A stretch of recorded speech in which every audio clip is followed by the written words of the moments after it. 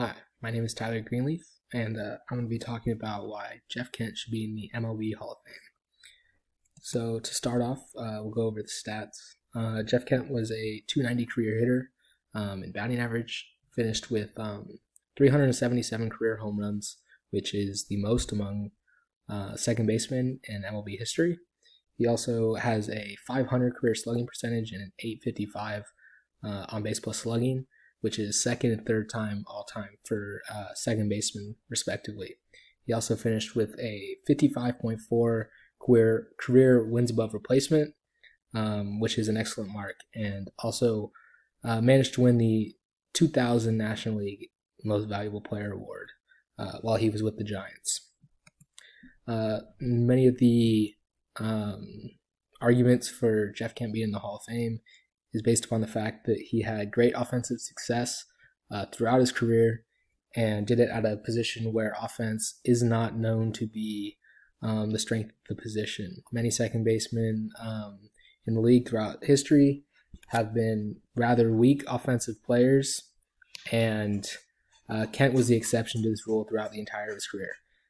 As you can see on this graphic that was posted on MLB Network, he is first all-time in home runs batted in among second basemen. He is third in total bases, sixth in run created, sixth in on base plus slugging plus, and 15th all-time in WAR.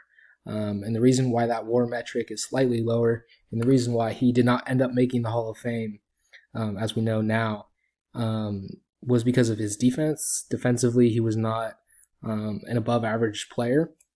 However, the success that he sustained offensively is something we still have not seen yet at the position. And the only person who's come close is Roger Hornsby, who is in the Hall of Fame and also did it in a time where offense was not huge in baseball, and it was in the pre-live ball era, as now is referred to, the 1920s.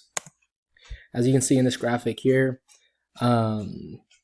it shows Jeff Kent's weighted on-base average, which is an excellent statistic to measure offensive success for players, is shown on this graph, and it is Jeff Kent's, which is the blue line, versus the MLB average at the position, which would be second base, which is the gray line. And you can see how low the averages were throughout the entirety of his career, which was the early 90s into the late 2000s, which was overall a very offensive period of baseball. A lot of runs were being scored.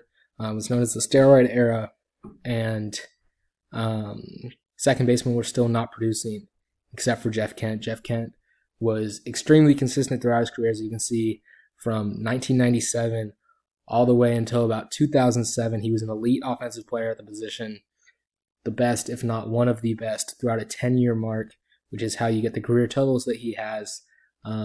He was uber consistent. He batted in the middle of lineups as a second baseman, which does not happen. And he also had the great individual season, which is often looked at when it comes to the Hall of Fame, which was in 2000, as you can see on the chart, where his weighted on-base average was extremely high, almost at 440, which is an insane mark. And this is the year that he did win the MVP. Jeff Kent is known as the greatest offensive second baseman in MLB history, and him being a below-average defender should not come close to leaving him out of Cooperstown. And the fact that he played alongside Barry Bonds for many years in San Francisco is also not something that should be affecting whether or not he makes the Hall of Fame.